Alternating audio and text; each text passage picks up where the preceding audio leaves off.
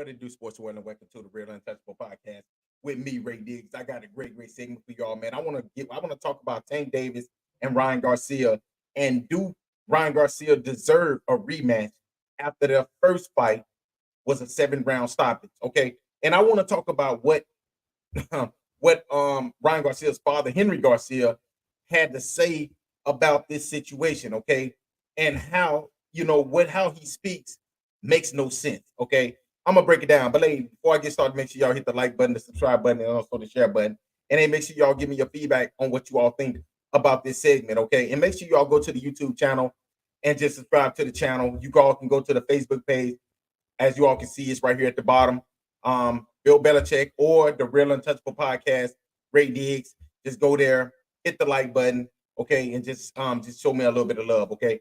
So hey, let's go ahead and jump into this thing, man. As you all know, the lightweight champion, Javante Tank Davis, he's the 135-pound champion, and then Ryan Garcia just coming off a big win against Devin Haney at 140, what was supposed to be at 140, but he ended up coming in 3 pounds overweight. A lot of people keep saying that it wasn't it wasn't a reason for, it wasn't a reason, the weight wasn't a reason he won, which, listen, you all have to sit back and understand. When you put something in a contract, right? If I say that I'm going to come in at this weight, I need to come in at that weight, okay? But I was listening to a podcast today, and I've been telling people, going back and forth with people, these blind Canelo fans, the blind Ryan Garcia fans, and I said this last week. I said, listen, Ryan Garcia is following in Canelo Alvarez's footsteps, because Canelo Alvarez was the other fighter that could not make the weight. If y'all remember, Canelo was fighting at 155 for the longest, which is not a weight class. It's actually 154, which is junior middleweight. Okay, he was fighting at 155 because he couldn't make 154. Okay, and he was fighting at 155 for a while, which is a made-up weight class. Same thing that Ryan Garcia is doing. He's fighting at a made-up weight class, which is 143. The weight size is 140. The weight division is 140. It's 140, and then you go to 147, 154, 160. Canelo did the same exact same that Ryan Garcia did. Now, Henry Garcia came out and said that Devin Haney did not deserve a rematch. Now, your son comes in overweight, but this man don't deserve a rematch. And was the fight close? Maybe it wasn't close. Maybe the weight did. Maybe the weight was a big reason for, Devin Haney actually made 140. Your son didn't. So when he says that that Devin Haney don't deserve a rematch, but his son deserves a rematch against Tank Davis. Okay, now let's go back. Let's go back to the Tank Davis fight. Now, everybody know that Javante Tank Davis knocked Ryan Garcia out in the 7th round with a body shot. And Ryan Garcia pretty much quit on one knee. He did not finish the fight. At least Devin Haney was getting dominated and he finished the fight. So if you telling me that a fighter that got knocked out deserves a second chance, but a fighter that goes 12 rounds doesn't deserve a second chance, Henry Garcia makes no sense. And honestly, I wish that the interviewer would have did a little bit. I'm happy what the interviewer did. He actually, was pressing Henry Garcia to maybe clarify what he was saying, which I think that he was confused as well. But I'm happy that the interviewer actually pressed him, because normally when they interviewing people like Henry Garcia, Ryan Garcia, Canelo Alvarez, it's like the interviewers are scared to interview these dudes. Okay, and I understand, because you all don't want to, be blackballed from the media. Some of these pages are pretty much like mine, pretty much self-made, so I understand. But I'm happy that he actually pressed them and said, can he clarify what he means? Your son was knocked out versus Tank Davis, but you feel like the weight was a problem because your son, who was supposed to be fighting at 135 at the time, the weight was a catch weight at 136. Okay, now you said that the weight was an issue for your son. That's the reason why he lost against Tank Davis. But the weight, your son came in 3 pounds overweight for Devin Haney, Devin Haney was on weight at 140, but then your son, the weight wasn't a problem. Devin Haney just lost. You see what I'm saying? Like, he is basically confusing everybody when it comes down to this thing. Like, my son lost because of the weight, and my son won because of the weight. Henry Garcia, you are pretty much one of the people. We interview you. A lot of people interview you because you're Ryan Garcia's dad, not because you just a good interviewer. Because honestly, you confuse all of us when you do interviews, when you talking about your son, and I respect that. That's your son. But if your son deserves a rematch against Tank Davis, then Devin Haney deserves a rematch against your son as well. Because at the end of the day, it was a disadvantage both times. Which is, I can't even say that it was a disadvantage with Tank Davis because your son could not be the weight bully. Gervonta Davis played it right. He brought your son in at 135. Gervonta Davis is a 135-pound champion. Okay, so why would I come in over 135 if I'm the champion, if I'm defending my belt?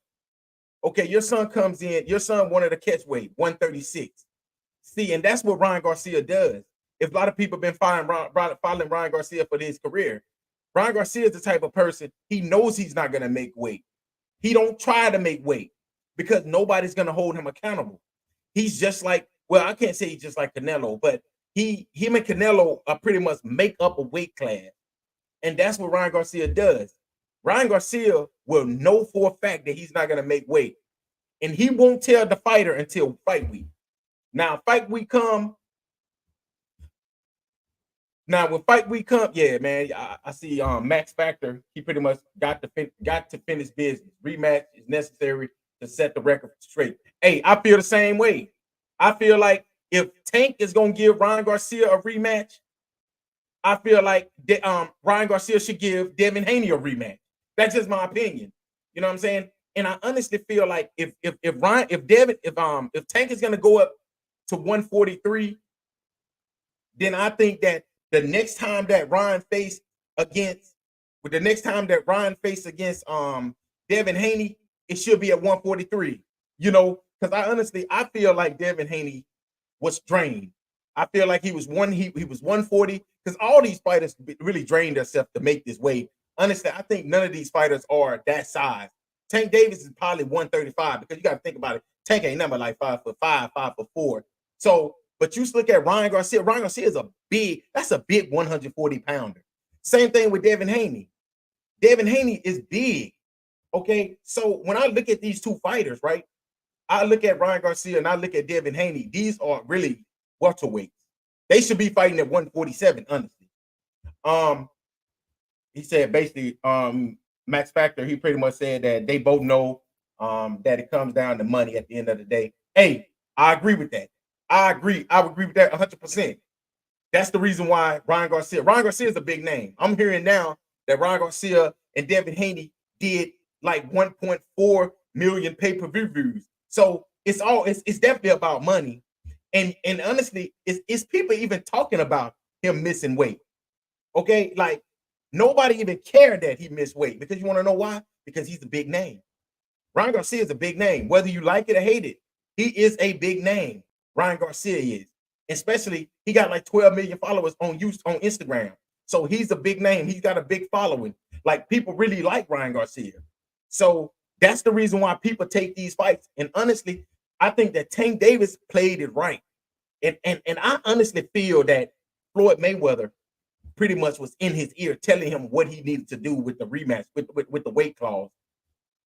Because honestly, I don't think that Mayweather Promotions, maybe Leonard Ellerbe, but I think that Floyd Mayweather and Leonard Ellerbe and maybe Al Haymon was telling him, hey, we need to put this in the contract because they knew how Ryan do business. Ryan will come into a fight because if y'all look at 24/7 with Ryan Garcia and Tank Davis, they was getting weighed every week. They was pretty much had to be on weight every single week. So I think that right there was pretty much more of, Leonard Ellerbe and Mayweather Promotion pretty much putting all of this in the contract, other than Devin Haney and Haney Promotion pretty much just looking at it like, I'm going to beat him regardless. Not knowing that Ryan is good, dude. Like Ryan is a good fighter. Like people think Ryan is just a regular fighter. Ryan can fight. You know what I'm saying? Like when he's comfortable, and that's why you have to make him uncomfortable. That's why if I was in Devin Haney's corner, I make him lose at least a pound and a half. And I'm gonna tell you why I make him lose at least a pound and a half. I make him lose a pound and a half just to play mind games with him. You see what I'm saying? I make him lose a pound and a half, maybe even 2 pounds. I make him get close to 140 as possible, maybe 141. We'll do it at 141. Because you want to know why? Because he's going to drain himself trying to make that 141. Losing 2 pounds, that's a lot. And that's why I think, yeah, Canelo is a different animal, man. I'm not a big Canelo fan. I'm gonna be honest with you. I'm really not. I'm coming back on in a minute to do a show about Canelo. I want to talk about Canelo. And is Canelo Alvarez considered one of the all-time greats? Now, when I get to throwing these numbers at y'all about Canelo Alvarez and his opponents, how he handpicks his opponents, y'all gonna be like, what? I can't believe. Then y'all gonna actually start going and do a little bit of research. I did a lot of research and I came down to it and I said Canelo really kind of took away what Floyd Mayweather did. He carefully picks his opponent. Y'all, I don't know if y'all remember when he beat Kovalov. When Canelo beat Kovalov, he won the light heavyweight championship. It was a WBO. Did you all know who was the mandatory for that? For that title? After Canelo beat Kovalov? It was Big Arthur. Big Arthur was he was the mandatory for the WBO. And what did Canelo do? He gave that belt up because he didn't want it. That's why it took Big Arthur so long to get it. That's why it took him so long to get the WBO championship. Okay. And Big Arthur, man, hey, I'm gonna talk about Big Arthur next week, man, as him and Demetrius Bivol. Man, I think that's gonna be a hell of a fight, man. I'm gonna be honest with y'all. I'm really excited about Big Arthur versus Demetrius Bivol, man. I think that right there is gonna be a hell of a fight. And I'm gonna give y'all a prediction when I do the show. That's gonna be a hell of a fight, man. I think that Big Arthur is gonna be. I think he's gonna be ready for. I think this is a fight that he's been waiting on. I think that he's been waiting on this fight right here for years. He even said it, that he's been waiting on this Demetrius Bivol fight. He feels that Demetrius Bivol is pretty much been ducking him. That's how Big Arthur feels. But Demetrius Bivol feels that the fight is happening at the right time. Okay. I think that when I listen to these two talk, I'm thinking that these two right here, man, I'm happy that the Saudis actually made this fight happen because this right here is going to be a hell of a fight, man. That fight right there come to you. I think it's June 1st. I think it's June 1st when them two Big Arthur and Demetrius Bivol will step into the ring. And Kovalov, yeah, Kovalov was actually in the fight. Kovalov was in the fight. I actually rewatched that fight again yesterday. Kovalov against Canelo, and he just couldn't take Canelo power. Canelo pretty much in the later rounds. And I think that's what he's going to do against Munguia. I think that's the same thing I think that he's going to do against Munguia. Is that I think he's going to stop him in the later rounds. Because that's one thing about Canelo is this. When he starts going to the body, he don't care what he hit. When he goes to the body, he starts hitting you in your elbow. He starts hitting you all over. And it actually starts to hurt you. And that's what happened when he fought against Kovalov. He started actually hurting him in the later round. He started hitting him in his elbow and anywhere he could touch him. And then that's right there when you open. And the one thing I was looking at when I was looking at one of the Munguia fight is that he leaves himself open a lot. And what do that does when you leave yourself open a lot? What is Canelo? Canelo is one of the best counterpunchers in the game. He will counterpunch you. He will hit you so quick with a counter. And everybody know when he hits you with a counter, normally he hurts you. And that's and honestly, I'm looking at Munguia. I looked at it yesterday. I was going through a little research and I was looking at Munguia's record. He hadn't fought anybody that's even on the tier of Canelo. Honestly. The best fighters he's pretty much fought was probably who? John Ryder. And we saw what Canelo did to him. So he hadn't fought anyone that's on the level of a Canelo. And that's why I think this fight right here is a really good fight. But I think that Canelo stops him. On Cinco de Mayo weekend, he's going to stop him. Okay. But hey, man, y'all let me know what y'all think about the Tank Davis situation against and Ryan Garcia. Do Ryan Garcia deserves another rematch against Tank Davis? And if he does deserve another rematch, why do Devin Haney doesn't deserve another rematch against Ryan Garcia? Because if you, like I said, if you think about it, Tank stopped Ryan. Ryan beats Devin over 12 rounds. Did the fight supposed to be stopped? Should have been stopped? It probably should have been. But it wasn't. We know that Ryan Garcia was stopped. He took a knee and never got up. So if Ryan deserves a rematch versus Tank, then hell, Devin Haney deserves a rematch against Ryan. That's just my opinion. But y'all let me know what y'all think, man. Until next time, I'll be coming back again. I want to talk about Canelo Alvarez. Is Canelo Alvarez one of the all-time greats? And why I wouldn't put him in my top 10 right now.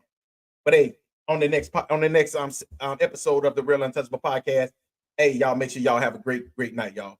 Peace.